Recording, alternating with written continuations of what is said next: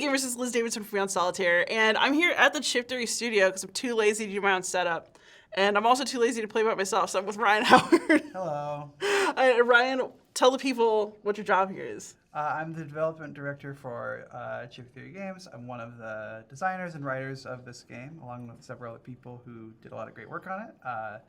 And yeah, we're going to talk. We're doing a Cyrodiil quest today.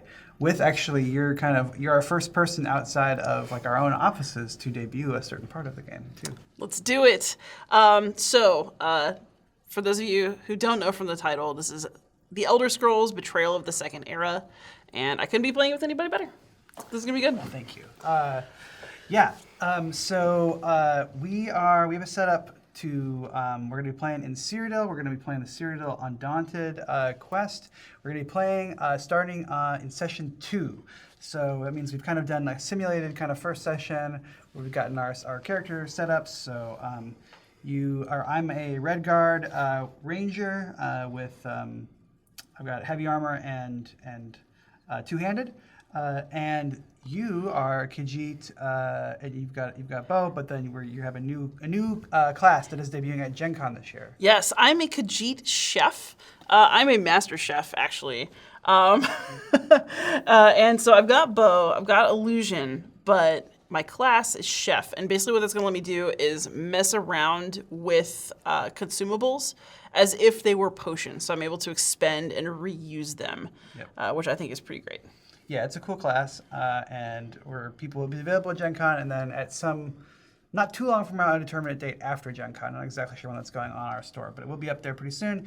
It's got the class, it's also got a new item in it, it's got 8 new side quests in it as well. So that'll be, it's a fun one. I hope people will enjoy it and check it out. And then we've got, of course, the campaign for the second round of content coming out this fall. So not a final date on that, but sometime in October, I think is when we're going to be doing it. So I'm excited about it.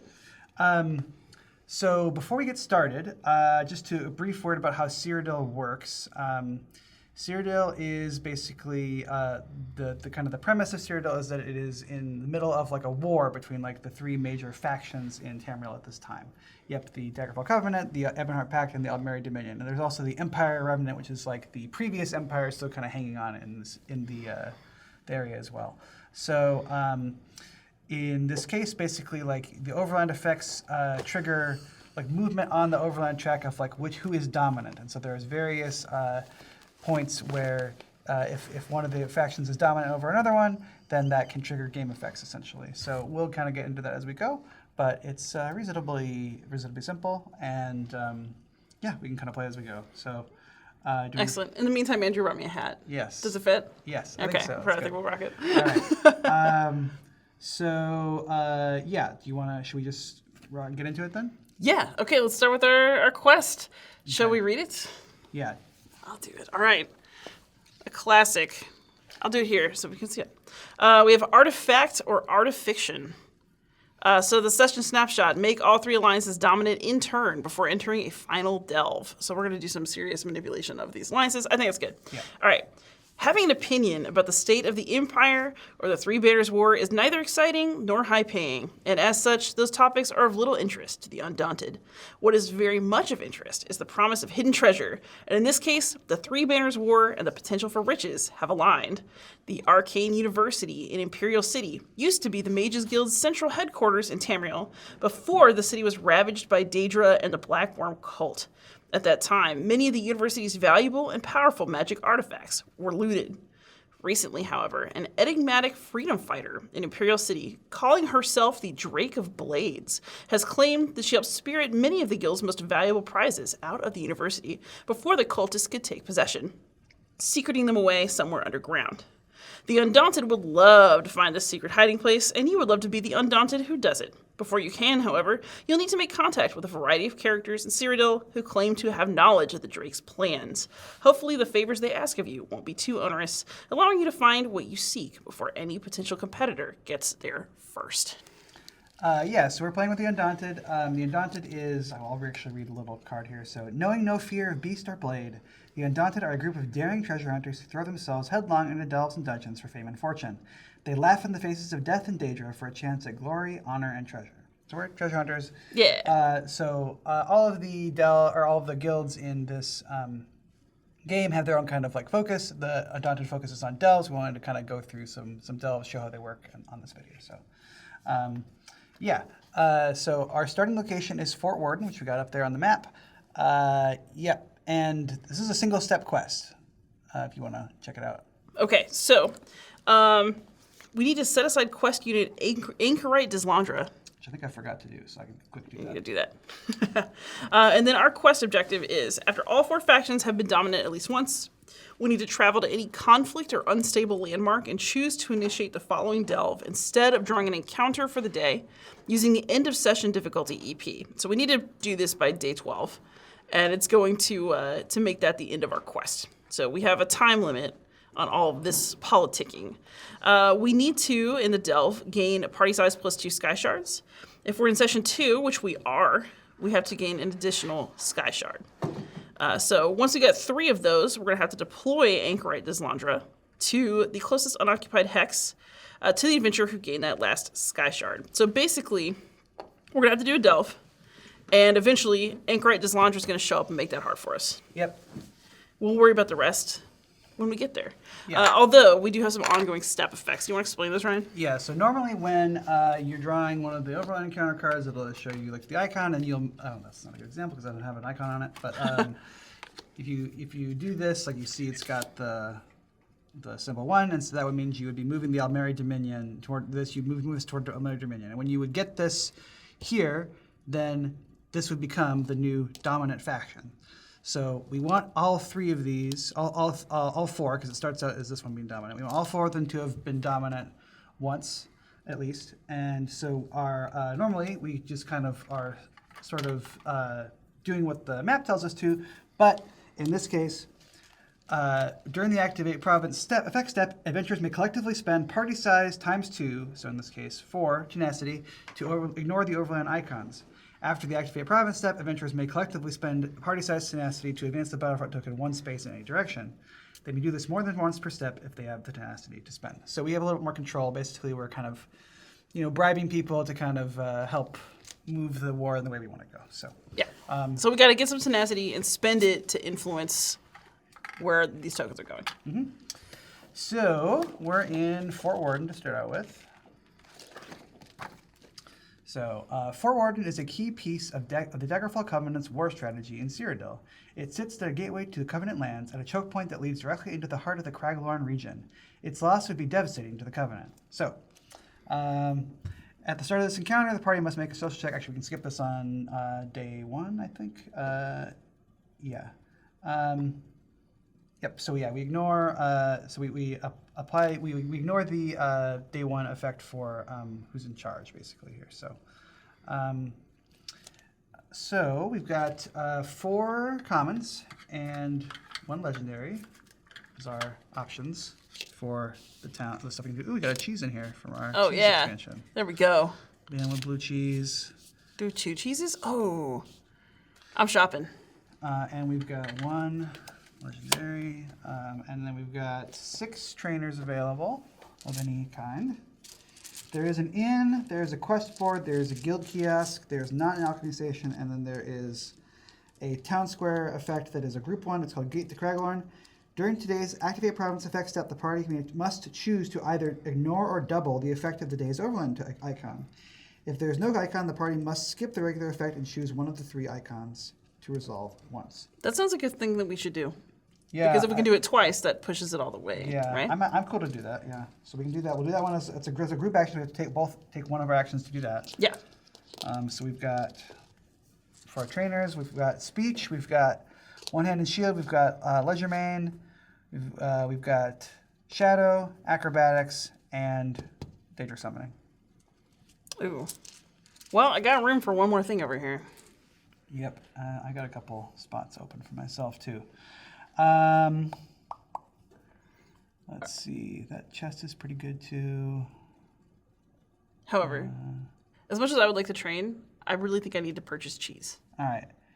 Well, that's the nice thing is that when you gain this item from my item deck or the shop, you also draw an extra item. So if you grab one of those, you can also grab the first one of these.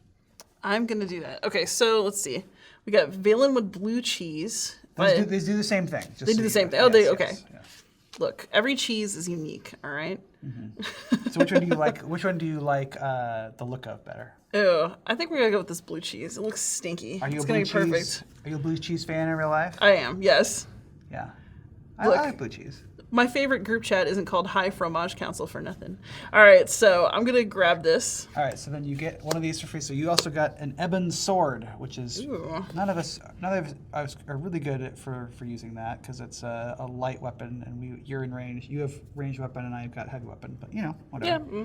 Can I give it to you if you want it? Would it do anything? Probably won't do. I mean, you could. I'll take it. Like I'm in heavy weapon sometimes, so it's theoretically I could use it. Yeah, you could give it to me. Yeah, take it. Okay. I'll be nice. Thank you. This is cooperating. And then what should I do? I'll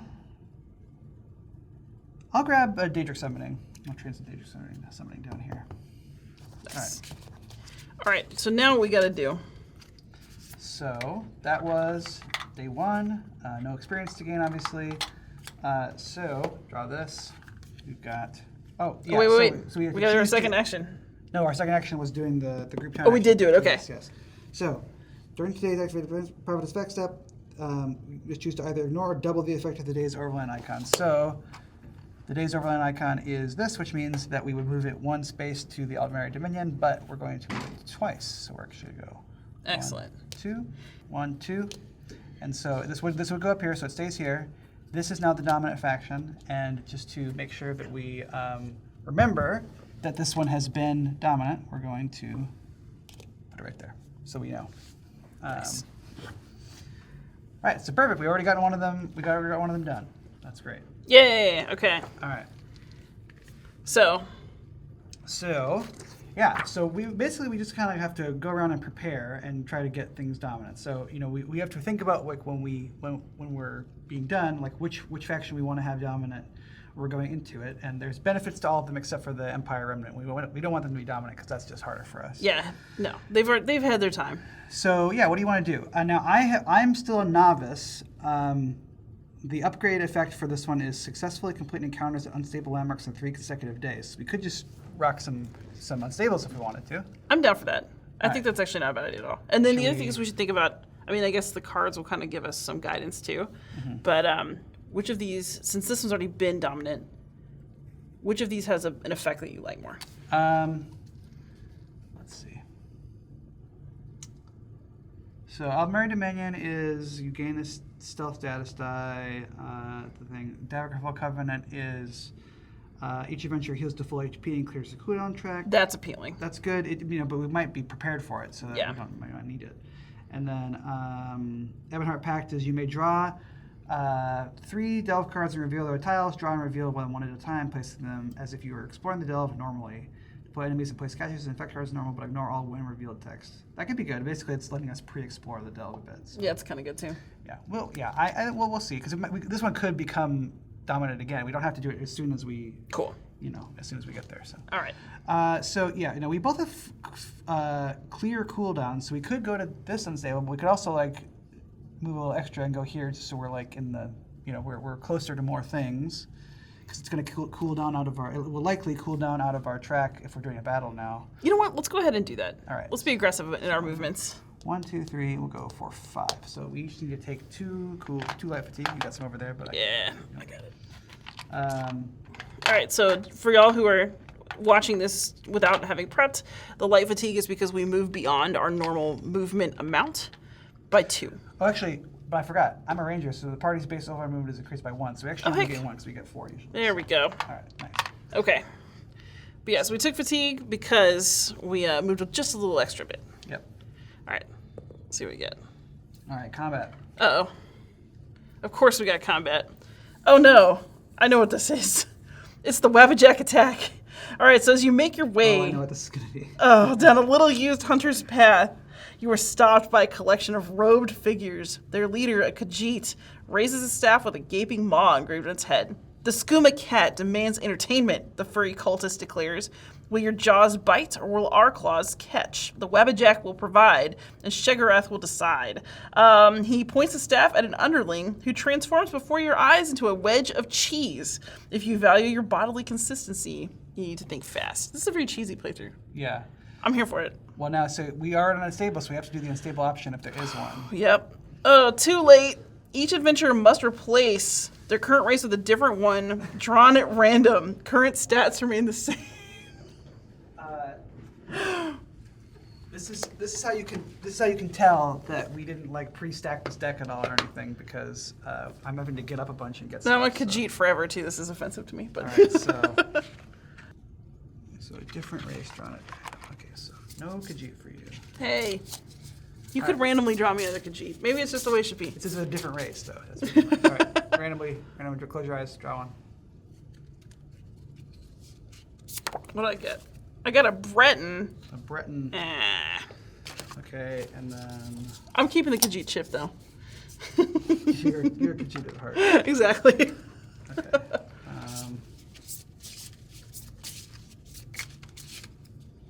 What'd you get? I'm a dark elf. Okay. All right. I guess I'll just put it down. I'll be. Are you changing your chip out? Yeah. I like it to match. All right, interesting. So basically, we have a different ability now. Yep, different Okay. ability. Yeah, that's the primary difference here. Got it. Because it doesn't change our stats or anything. All right. Well, so because we did complete that successfully, we both get an experience point and we get 2 tenacity for completing it successfully. And then let's see what's our. So our icon is nothing, which I believe is actually not very good. That's not very low, I guess. Set the Empire Remnant faction as the dominant faction and place the Battlefront token in the Empire Remnant space. So that's fine because it basically would be going back 1 anyway. So we don't need this to be dominant anymore. Yeah. It's not the worst outcome. I don't think we need to spend tenacity. No, I think we're okay. Okay. All right. It's Adventurer's Rest, so we can recover a die out of our thing. Okay. Okay, so that was day. So we got an experience point. Oh, sorry. And we bumped this up. So we're on day 3 actually now. I forgot to move it. All right. Yeah. So I mean, we're still good to go here. So I think if I want to do this, I think we need to do a couple more tenacity, a couple more unstable encounters. So Yeah, and what's your requirement again? I have to successfully complete encounters at unstable landmarks on 3 consecutive days. Okay, so that was 1, right? That was 1, yeah. Okay, we gotta go for 2. All right, let's just go down here because why not? Okay, let's do it. All right, here, roll it again. Peaceful. Okay, peaceful. Okay, so we're gonna snare and snare like. You hear a shout, and your way is suddenly barred by a squat Breton, hands planted firmly on her hips.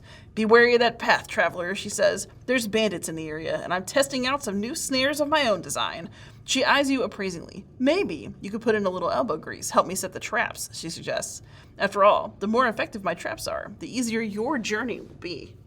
All right. Okay, so the question is, how many traps should we lay? We have to draw a random enemy of the level of our choice and put it on this card. And, okay. The next time we have a clash. We'll reduce the EP by the level of the enemy. But then we also have to take the corresponding penalty according to the enemy's level. So basically, we could reduce the EP by 20, but then we would have to each gain 1 over fatigue and 1 light fatigue, roll a status die and gain the result, and lose all tenacity. Ugh. That's tough. Level 10 might be okay, depending on how we're doing at the time. I can do level 10. I mean, I can handle 3 light fatigue and 2 true damage, right? We have to draw the enemy now, though. We have to decide before now. So. Yeah. Yeah, I think we can handle 10. I think that's fine. Okay, let's do it. All right, so we're drawing from the level 10, 20 enemy bag. Yep. All right, snake wolves. Is that This so that gives us 1 XP. All right. Oh yeah, I forgot to spend my XP last time, but now I have to only got 2. And then this moves here. So Ebonheart Pack is right here. We could spend some tenacity. We could spend party size tenacity to move it 1 more if we want. And just got to get it all the way there. Get it up all the way there. Yeah. Think it's worth it? I kind of like that because that way we can. It Yeah. won't be random. We can just kind of wait. Yeah. For a Daggerfall Covenant to come and then boost that one too, hopefully, at the moment. Yeah, let's do that. Let's do it. We can spend 1, yeah. Okay. So, bump. Boop. And get this going here. All right, and then we do get 2 tenacity also for finishing that one. Oh, nice. This is also unstable. And yeah, so do you want to spend anything or are you kind of saving them? Ooh. I think I'm saving up because I'm just kind of thinking about this row, especially, and whether I want to get another die. And the other thing is, the next time we go to a town, I missed out on a trainer last time. So I'm just kind of like, I'm hanging on for a little bit. I'm going to do a bit of spending. I think I'm going to... I got my Daedric summoning. I'd like to get some Daedric summoning dice. Yeah, exactly. So I'm gonna actually spend both of mine to get 1 Daedric curse. I forgot to actually take my sheet. Yeah. So I'll do 1 Daedric curse, and I'll do 1 expert summoner. So I'm getting ready to get my 3rd. I'm gonna try to get one of my. I'm gonna try to get the ability to summon a Daedra. So where are we? That's perfectly safe behavior. No problems. Yeah. The major problem with this game is that you might roll a miss on it because it feels like it does happen sometimes. So, all right. So that's on back down. So we're at 20 now. All right. So and we're done day 4. All right. So you want to hit 1 more unstable? You get my. Let's hit 1 more unstable. Let's do it. Okay. You want to go up to the one that's by Imperial City, or? Sure, we can go here. Why not here? All right. Roll for it. All right. Oh no. Sorry, I rolled another combat. We should do a combat. We should. Okay. Champion of the downtrodden. In times of war, disgruntled and distraught soldiers have been known to revisit the horrors of combat on defensive bystanders. You see the makings of one such tragedy about to unfold in front of you, as a mutinous offshoot of one of the alliances is about to sack this small town in the Cyrodiilic Plains. More civil-minded reinforcements will never arrive in time, so you're the only bulwark between these peaceful denizens and wanton destruction. Given the fire in these soldiers' eyes, however, you're not certain your martial prowess will be enough to stem the tide. Wanton destruction is one every time I go to a Chinese restaurant. But is it enough? Like, I'm going to destroy Nobody can stem the tide. Nom, nom, nom. All right. Okay. So we have to do the top one, yeah. Yeah. So after deploying, so we're gonna do a clash. Okay. Oh, this one. Okay. So after deploying enemies, we're gonna put 3 stacks of 4 HP. We gotta protect the villagers. Party size minus, yeah. So 3, yeah. The stacks of 4 HP. In any unoccupied hexes, these are the village buildings. Enemies treat the village buildings as opposing units. Hexes containing village buildings are impassable. If all buildings are defeated, the encounter has failed. So basically, we got to get these guys before they get everybody. Yeah. Yeah. So also remember, though, we did this. Yes. So we reduced the calculated EP by the level of the enemy on this card. All right, so let's talk people through. What is the EP? Yeah, so the EP is the enemy pool. You do that by, sorry, I'll sit down. The EP is the enemy pool. You do that by, you calculate the current XP multiplied by the number of players. So in this case, we have 20 XP multiplied by 2 is 40. So we are going to be reducing the calculated EP by 10 because of this. So it's 30 now, which is nice. Which means we're going to draw. We always draw. You draw and deploy the lowest number of enemies possible with the number that you've drawn. So in this case, it's going to be a 20 and a 10. 20 and a 10, exactly. Yeah, but we also have to gain 3 light fatigue and take in. We're each dealt 2 true damage. So Not ideal. I'd say that's rude, but I guess we signed up for it. Yeah, we did. No guts, no worry. All right. So we're gonna apply these. We got the Minotaur Lord. Ooh, we got a Cyrodiil specific enemy. Ooh. And we got the. Let's see, where does this guy go? We've got the Imperial Enforcer rolling up right here. Okay, and then since I can't see the chips from here very well, tell us what they do. All right, so the Minotaur Lord has got native, and I'll do the native in a second, and shatter. What shatter is basically if you attack and you have a weapon, you have to overtax the weapon or discard it. So basically kind of forcing you to break your weapon. Okay. And then the Imperial Enforcer's got divert, which means that he can't lose his last HP unless he has only 1 HP left when he would lose it. And he's also got rally, which means if he's not the last guy, if you kill him, a new guy will deploy. So a new lower level guy. So native here is it is detain, which is when this unit determines a target, its target must exhaust an available skill die. If the Empire Remnant is dominant, which it's not, then you would drain the skill die instead. So basically, none of us really have a lot of active dice, which is good. But if we had active dice up here, like for if you were rolling for defense or something, you had combat dice up there, it would be exhausting that die. So, but we don't have to worry too much about that. No, sounds like we go for the Minotaur first, though. Yes, that way we can avoid triggering the rally on the Enforcer. The Minotaur is nastier anyway, because he's got 3 attack, 3 defense. 4, 5, 6, 7, 8 here, and we've got 6 here. And we also have to deploy the 3 houses somewhere. Yes. Okay, so let's see. Any unoccupied hexes? Yeah, so we can put them back there if we want to, which is probably a good idea because this guy's got this guy's only got an attack a range of 1, so they don't That's a good idea. prioritize them, but they. So basically, we can try to run up on them. So yeah, we can kind of try to run up on them as long as. Yeah, let's do that. Let's Okay. Okay, so we got 3 4 HP stacks that are these houses. Yep. And we can put them any hex we want. That's unoccupied. Yeah, so maybe just shove them back here. Let's do it. This is a bigger problem when there's more enemies out, and we kind of got a good time to get this. Yeah, one, so. we made a good choice with our peaceful encounter. Yeah. All right. Okay. All right. So, I'm glad we didn't leave them to their fate. That just feels wrong. So we have to fight. Yeah, I mean, I don't love that we each only have 3 HP. I guess you have your little cheese there. Yeah, we can cheese this. Okay. Actually, I should have given you this item over here because it would have been more better for you to.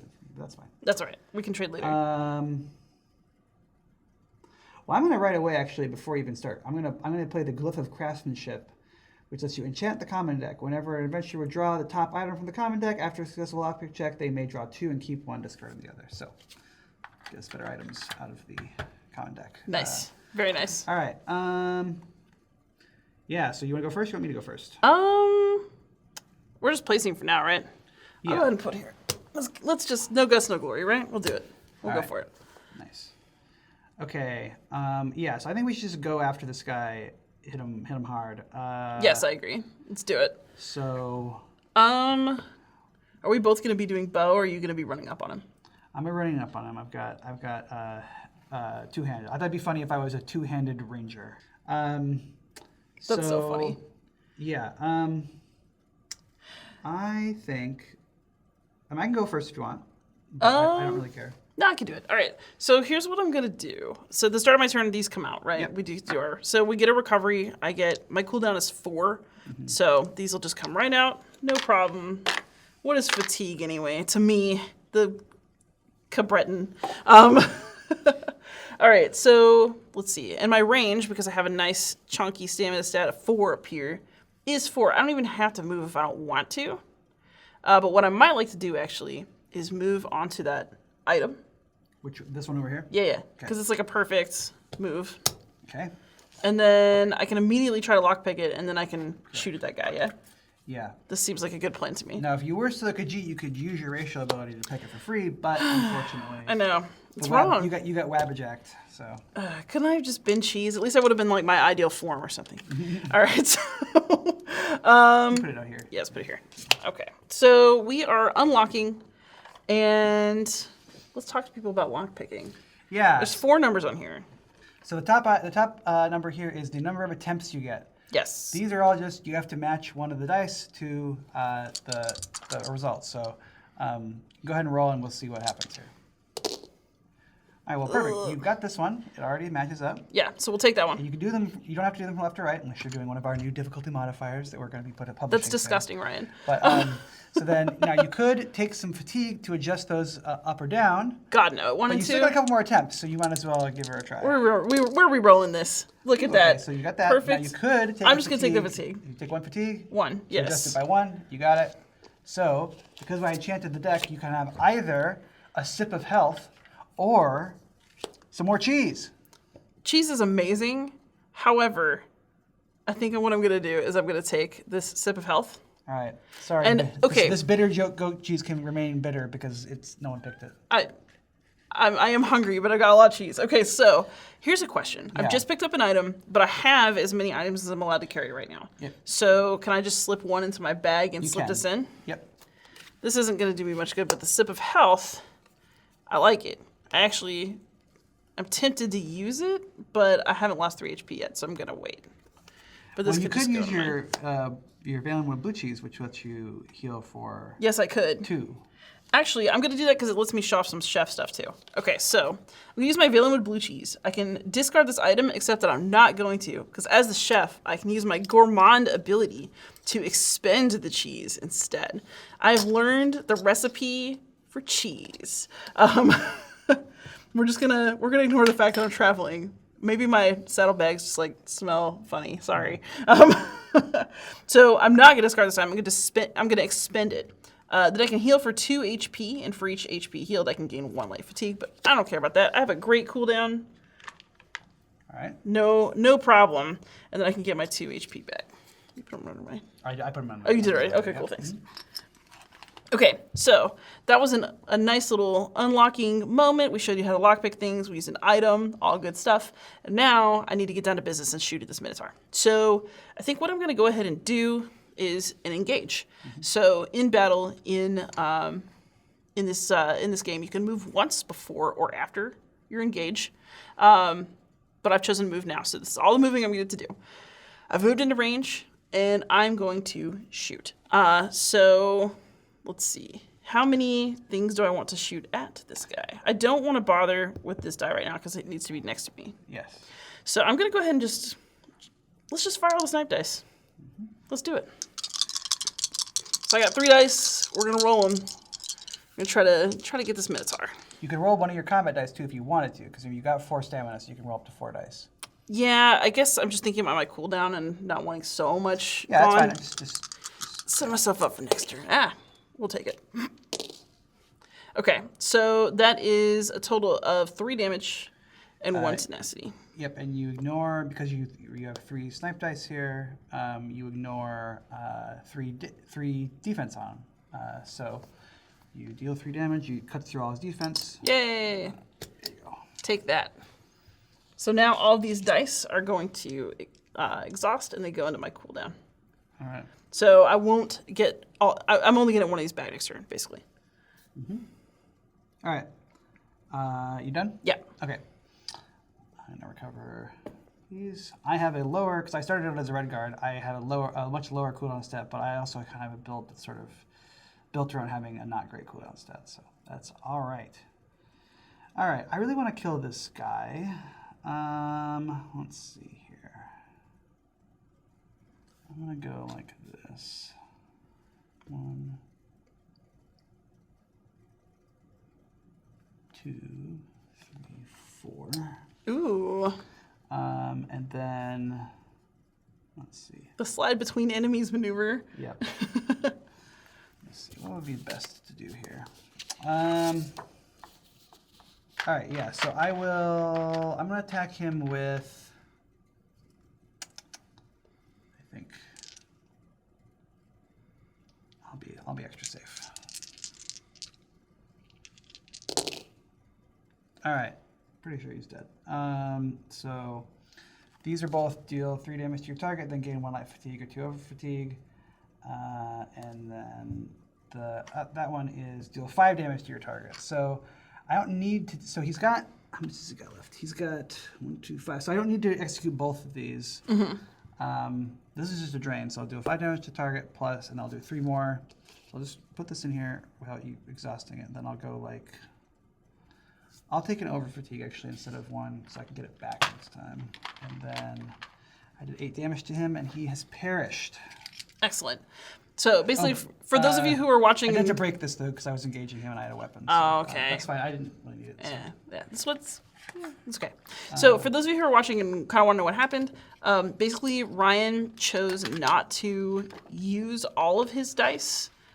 He chose to just let 1 exhaust without using the action to reduce the amount of over fatigue that he'd have to take. Yeah, because I didn't need it. I kind of was overkilling him. Now, different dice have different things they do. There's, I believe, 5 different. Let's see. Yeah, I think there's 4 or 5 different kind of ways a die can be used. There is instant dice, which most of the dice are use their effects instantly.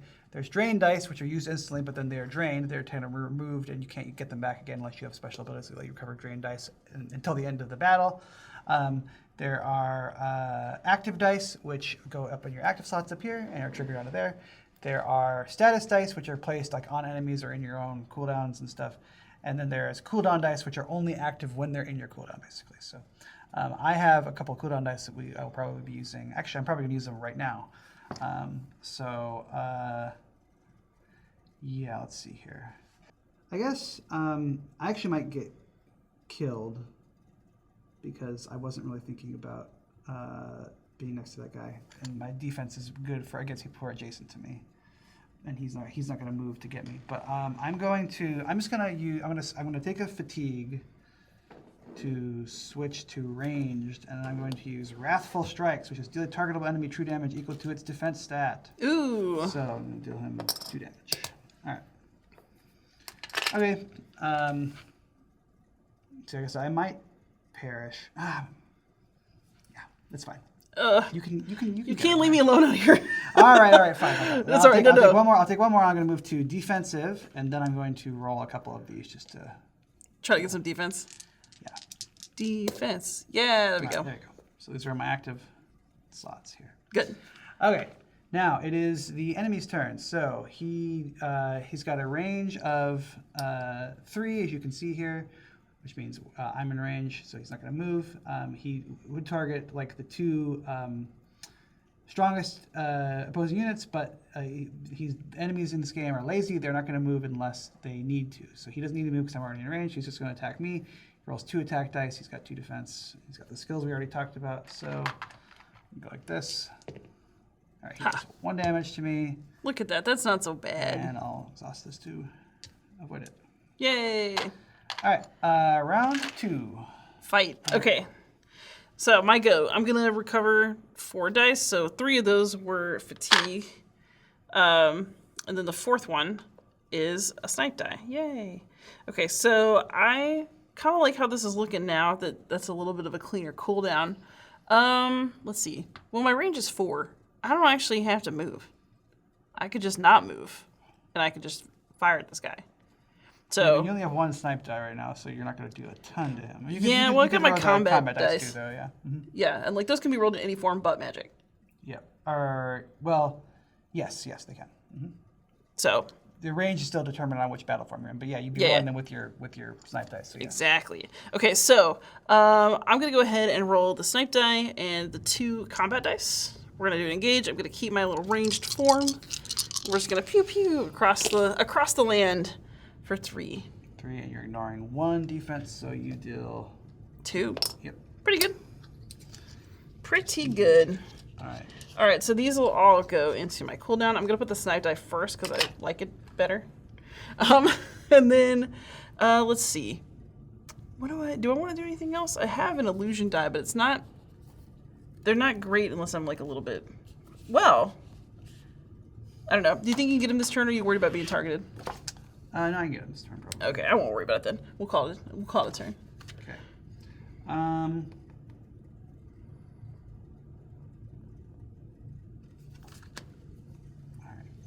this. We're going to go 1, 2. Do a lot of lockpick here.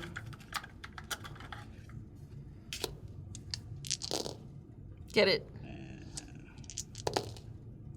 Hey, look at that. Hey, that's good. Ha ha! Right. Perfect. So I can get you to have, man, why do we Yeah. we put all the cheese in the front? What's up with all this cheese? Yes. Why are you complaining? Don't complain. What is a shrieking cheese? Why do I want it so bad? They're the same. They're the same. These are both do the same thing. There's one special cheese that's in the legendary deck that is different. We need to find the legendary cheese. So the now. shrieking cheese is cheese that screams when it's being prepared. So I guess I'll take that. Sounds good. All right, and I also get another item from the deck because it is cheese. Yes. I got the Orcish no rhubarb salad.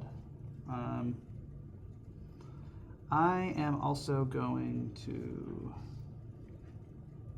I'm going to do what you did with the. I'm going to shrieking cheese. I'm going to use the heal. I'm going to gain 2 fatigue because I'm going to heal for 2. I forgot to do my recovery. Ooh, Silly me. you got to do your recovery. Yeah. I will heal, and then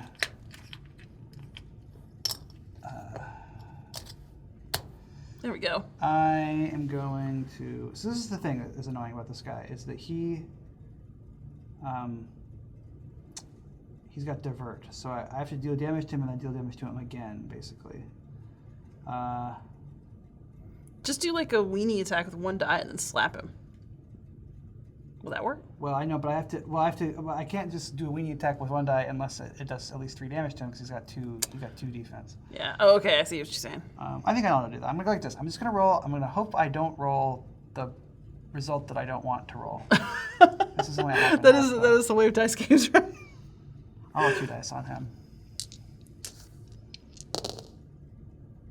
Okay, I think we're good then. So that one does deal 2 damage to your target for each fatigue in your cooldown check. So that's no problem. I've got 1, 2, 3, 4, 5, so I do 10 damage to him. Unfortunately, I only do 1 damage to him. So that's all I want. I'm not going to execute this one. I rolled that one as a backup. And then I'm going to switch to this. Magic. Oh, it's time. And I'm going to roll this. Daedra. Right, true damage to adjacent enemy. Pop. He's dead. Awesome. All right. Perfect. All right. So that was now you went before me, so there's no end return, so we're done. We're good. All right. So yes. we get 2 XP. Awesome. Okay, so now I've actually got a little extra. I'm at 4. I gotta spend some now. Yep. You can do a recovery or adventurer's rest step. And we also get 2. That was an unstable, so we get 2. We get 2 tenacity for completing that, and I get to upgrade my ranger. Successfully completed encounters at unstable landmarks on 3 consecutive days. We did it. All right. Oh, also now each adventurer may remove 1 additional die during the adventurer's rest steps, so that's actually great for us. Oh, nice. I'll remove this one as well. We can just take out any 2. Yep. All right. Ranger's pretty good. Pretty good. All right, so yeah, what are you going to spend your stuff on? Okay, let me think about this. I know what I'm doing. I'm getting a dude. I'm getting a companion. I think I might want to do... Oh, that's awesome. I think I might do more archery stuff. Because basically I can spend 1 to get my health up 1 more, and then 3 to get 1 more die in my bow skill area. I'm tempted to get Vine Dusk training. It's an active die where at the start of my turn I can exhaust this die to recover up to 2 bow skill dice, or up to 3 if they're all snipe dice. All right, so that's what I'm gonna do. Can you give me a Vine Dusk training die? I think that's on yours. Oh, there it is. Is it? Or maybe not. No. Here it is. Vine Dusk training is this one? That one. Okay. Perfect. Look at that. And then I'm gonna grab a... Where are chips? I'm gonna get a health. So I'm spending all my experience to just get... All right, so we're I'm back so strong. Down this way. 1. All right. Okay. Will you toss that into my character for me? right. Well, now what do you want to do? No, yeah, under. Yeah, perfect. Okay. So we. Yeah. What do you want to do now? So we. We still need to make the Daggerfall Covenant. We do. We're stay 5 right now. So. Oh, we should pause. Oh, sure. Let's pause. Yeah.